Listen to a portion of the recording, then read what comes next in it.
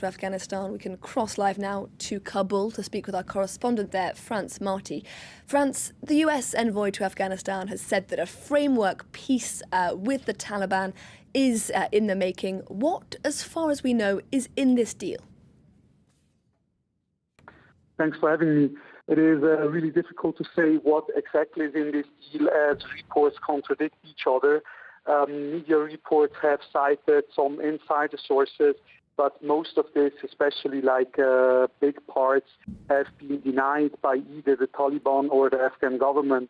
For example, there has been reports that agreement was reached that in case of a peace agreement, foreign military forces would withdraw within 18 months. This has been explicitly denied by the official Taliban spokesman, who said this was never even proposed. It was also rejected by official statement of the Afghan presidential palace today that said that so far no deal has been reached on whether or how foreign military forces will be withdrawn. The Taliban also rejected that a ceasefire has been discussed. The Afghan presidential palace said that according to Khalilzad, this was discussed, but there was no progress on this front.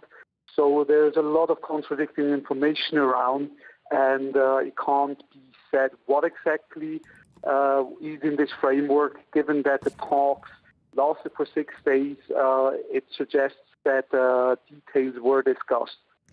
Now, of course, a lot of ifs here, but the Taliban has repeatedly insisted that it's not prepared to enter into negotiations with the Afghan government.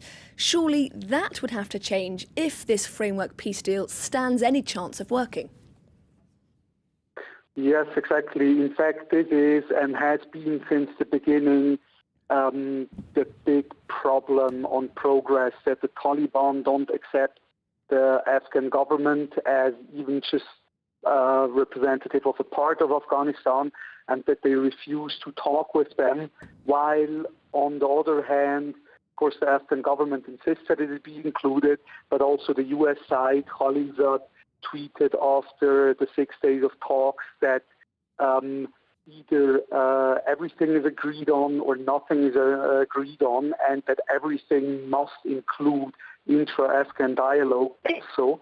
And this is just yesterday the Taliban released a statement again vilifying the Afghan government and saying that there's no chance to talk with them.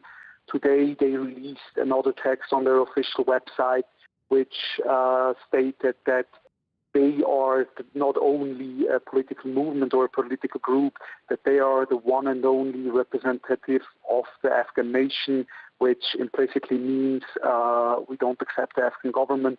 So it remains to be seen how or if this can be solved. It was likely addressed in talks, but there is no information to what extent. France Marty in Kabul, thank you very much indeed.